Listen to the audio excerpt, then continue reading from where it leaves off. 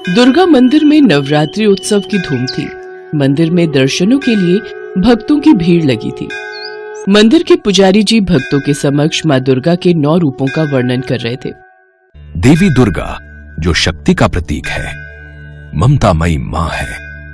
उन्हीं मां आदि शक्ति देवी दुर्गा के नवरात्रि व्रत और पूजा बहुत ही फलदायी है।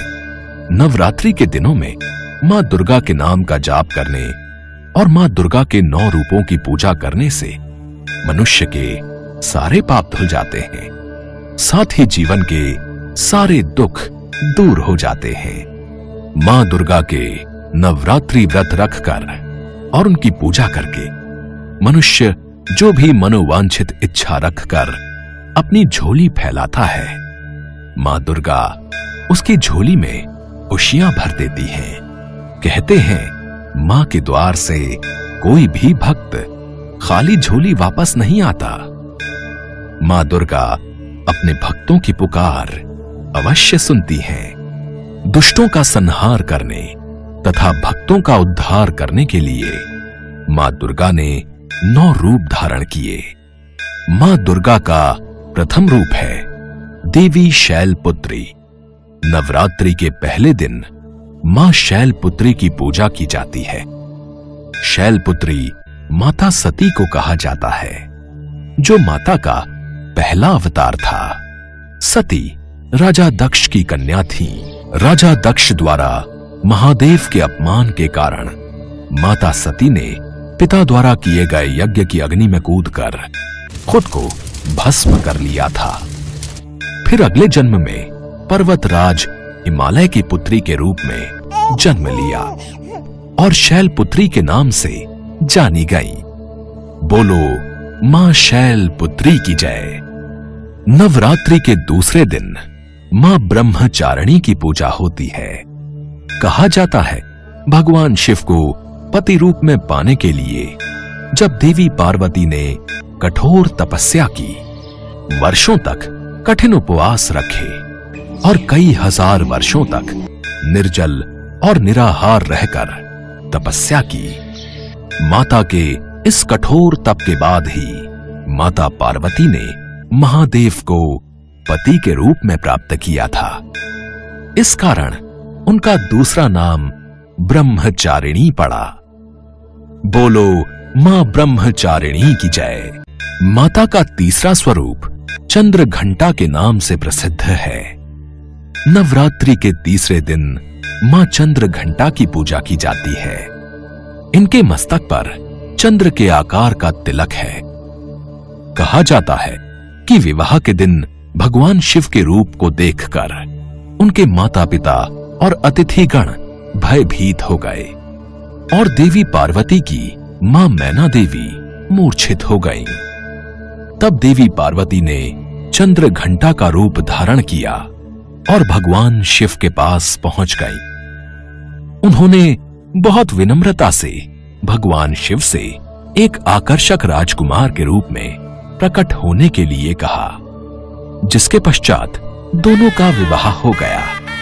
तब से देवी पार्वती को शांति और क्षमा की देवी के रूप में उनके चंद्र घंटा अवतार में पूजा जाता है। बोलो मां चंद्र घंटा की जय। नवरात्रि का चौथा दिन माता कूष्मांडा को समर्पित माना गया है, जिनमें ब्रह्मांड को उत्पन्न करने की शक्ति व्याप्त हो। जो उदर से अंड तक माता अपने भीतर ब्रह्मांड को समेटे हुए हैं, उस शक्ति को कूष्मांडा कहा गया है। माता शक्ति स्वरूपा है, इसलिए उनका एक नाम कूष्मांडा है। बोलो मां कूष्मांडा की जय। कार्तिकेय माता पार्वती के पुत्र हैं, जिन्हें स्कंद के नाम से भी जाना जाता है। जो स्कंद की माता हैं, वो स्कंद माता कहलाती हैं। नवरात्रि के 5वें दिन स्कंद माता की पूजा की जाती है। इसीलिए माता का एक रूप स्कंद माता भी माना गया है। बोलो स्कंद माता की जय। नवरात्रि के 6ठे दिन माता कात्यायनी की पूजा की जाती है। ऋषि कात्यायन मां आदि शक्ति के परम भक्त थे। इनकी इच्छा थी कि देवी उनकी पुत्री के रूप में उनके घर पधारे। इसके लिए ऋषि कात्यायन ने वर्षों कठोर तपस्या की। माता ने महर्षि कात्यायन के कठिन तप से प्रसन्न होकर उनके घर में उनकी पुत्री के रूप में जन्म लिया और ऋषि कात्यायन की पुत्री होने के कारण माता मां कात्यायनी कहलाई। बोलो मां कात्यायनी की जय। माता का 7वां स्वरूप देवी काल रात्रि है। नवरात्रि के 7वें दिन मां काल रात्रि की पूजा होती है। जब मां दुर्गा ने दैत्य रक्त बीज का संहार किया तो उसके शरीर से निकले रक्त से लाखों रक्त बीज दैत्य उत्पन्न हो गए। इसे देख देवी दुर्गा ने अपने तेज से देवी काल रात्रि को उत्पन्न किया। रक्त बीज के शरीर से निकलने वाले रक्त को मां काल रात्रि ने जमीन पर गिरने से पहले ही अपने मुख में भर लिया। तभी से माता के काल रात्रि रूप को पूजा जाने लगा। बोलो मां काल रात्रि की जय। माता का 8वां स्वरूप देवी महागौरी का है। नवरात्रि के 8वें दिन महागौरी की पूजा होती है। शिव को पाने के लिए जब माता पार्वती ने कठिन तप किया तो तप के प्रभाव से उनका रंग काला पड़ गया। तपस्या से प्रसन्न महादेव ने देवी पार्वती को पवित्र गंगा में स्नान करने के लिए कहा। गंगा के पवित्र जल से देवी पार्वती गौर वर्ण की हो गई। इस कारण माता का नाम महागौरी पड़ा। बोलो मां महागौरी की जय। नवरात्रि के 9वें दिन मां सिद्धिदात्री की पूजा होती है। मां दुर्गा का आखिरी स्वरूप मां सिद्धिदात्री है। ये मां दुर्गा की 9वीं शक्ति है।